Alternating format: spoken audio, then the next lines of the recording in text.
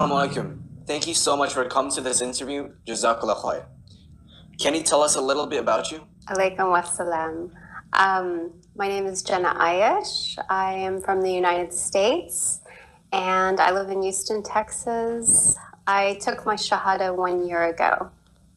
Can you share with us your journey on how you found Islam? Yes. So I grew up in a Catholic family, but I was very curious about different religions and cultures. So in college, I started taking world religion courses and studied a little bit about different religions. But it wasn't really till later that I was really interested in Islam. I guess the first time I went to Indonesia in my 20s, I, for the first time, met a lot of Muslims. And I was amazed at how kind and polite and open-minded they all were. Because the media presented Muslims so badly, especially after 9/11. And so I had just a very different impression. I was, very curious about Islam at that point, but more interested in Sufism at the time. So later I connected with a Sufi group and here in Houston and would practice zikr with them.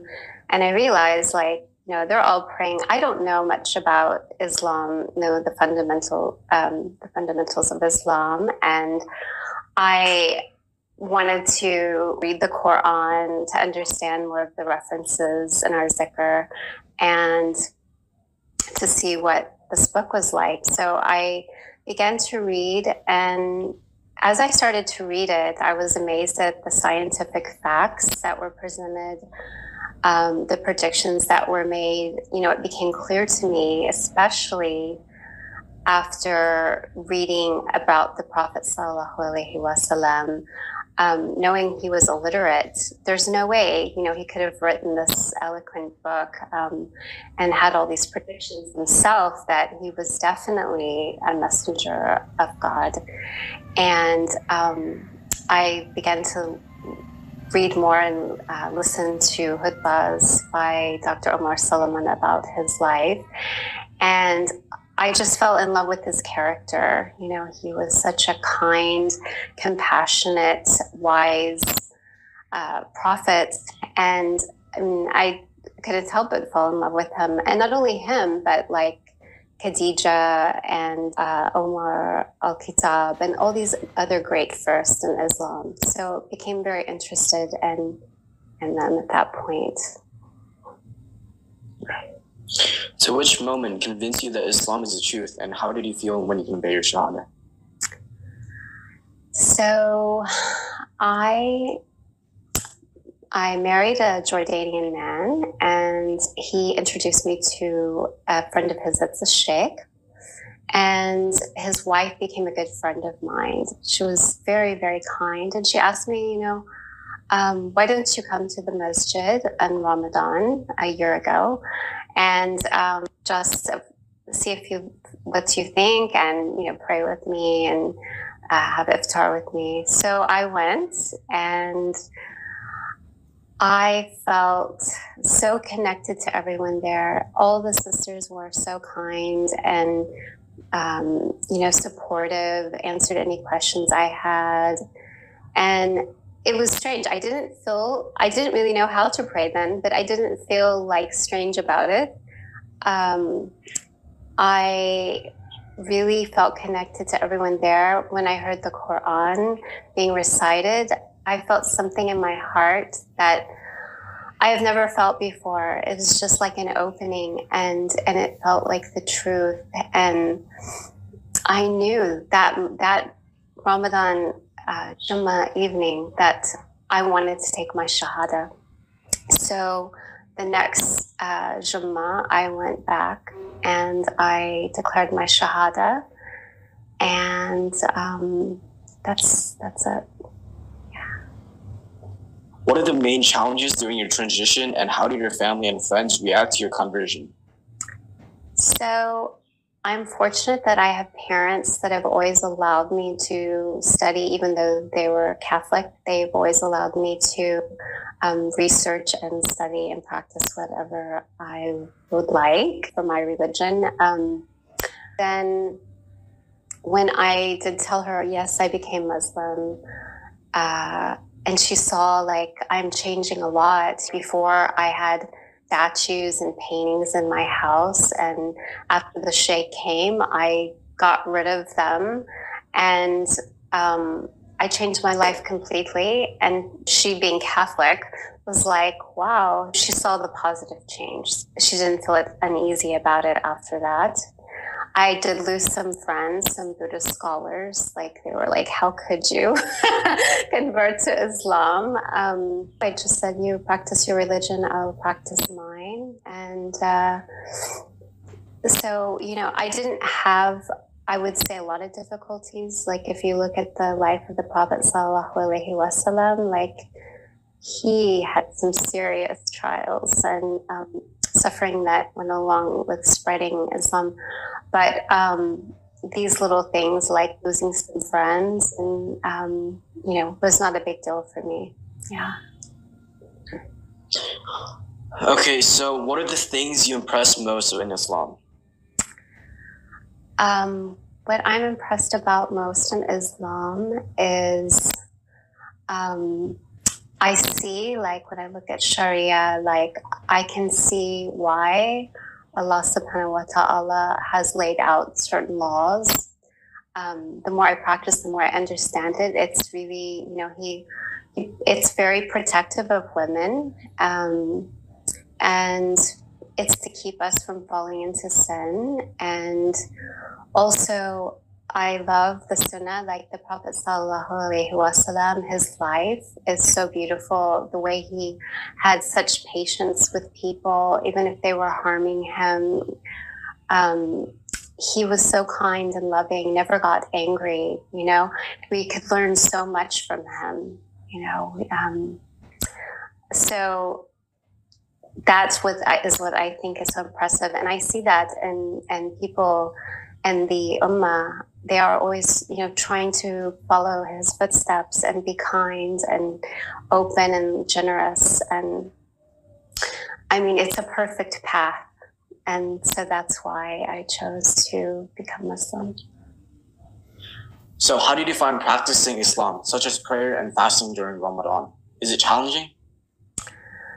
Oh, I found at first, maybe the first 2 days, the no water. I fasted before, but no water was a little tough, maybe the first 2 days. But after that, I realized it got so easy. And the prayers actually, it was so beautiful because you're constantly putting your desires aside. You know, this ego that wants to eat and drink and watch TV or do something that's distracting from what we're really here to do, which is to praise Allah subhanahu wa ta'ala. All those distractions sort of fell away, and I was able to focus only on prayer and the communion with Allah subhanahu wa ta'ala became really strong. And I felt a lot of change in my temperaments and my desires, like for worldly things. It was so beautiful for me. So how about Eid celebrations? What are your favorite things and what you feel is different compared to your previous religion? Well, Eid was beautiful because you're celebrating. I mean, you just fasted. Now you're celebrating, you're feasting, you're rejoicing, you and the Ummah, with the things that you gave up for the sake of Allah subhanahu wa ta'ala. It's a time for celebration. It was beautiful. I think my favorite things are just, being with other Muslims in the Ummah and enjoying, I guess, some rest and celebration after giving up a lot of things for the month of Ramadan. But I didn't really look at it like, for me, it was like, all I could think about was, I just want to continue this. I don't want to lose my passion for prayer and all the things that I put aside, you know, like I'm still like, I want to keep fasting once or twice a week, you know, I want to always engage in prayer the way I did in Ramadan.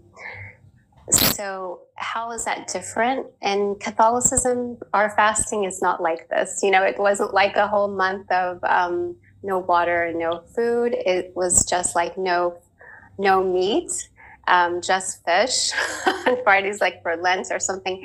It was nothing serious. And Buddhism also, you know, they fast. That means they don't eat anything after 12 o'clock and they eat the following morning.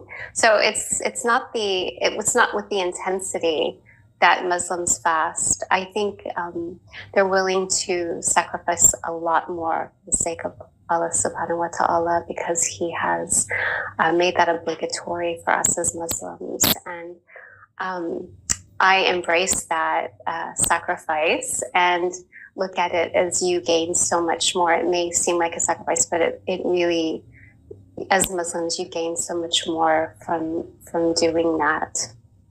What are your messages for all brothers and sisters that seek Islam, as well as the early step of the conversion? Well, I think, you know, definitely read the Quran, read the Hadiths, listen to these fabulous khutbahs by, you know, revered sheikhs on the life of the Prophet sallallahu alaihi wasallam. But also, you know, try to connect. I was very fortunate to attend the New Muslim Circle classes, so I could actually have a strong foundation in Islam. I think it's really important to have that kind of support as a new Muslim, because there's so much to learn. It's almost overwhelming at first, you know, to make sure you're doing your wudu properly, you're praying properly, you understand what's allowed and what is not allowed, you know. There is a lot to learn. So I would suggest to try to, you know, take some classes and do your own research, read the Quran. But it's, you know, you need a lot. I think you need support in the beginning, definitely. And then it's also your own efforts, making sure that after you know what you need to do as a Muslim, that you put forth the efforts. And I just pray that all new Muslims are able to receive the support they needed like I did. Alhamdulillah. Jazakallah khair.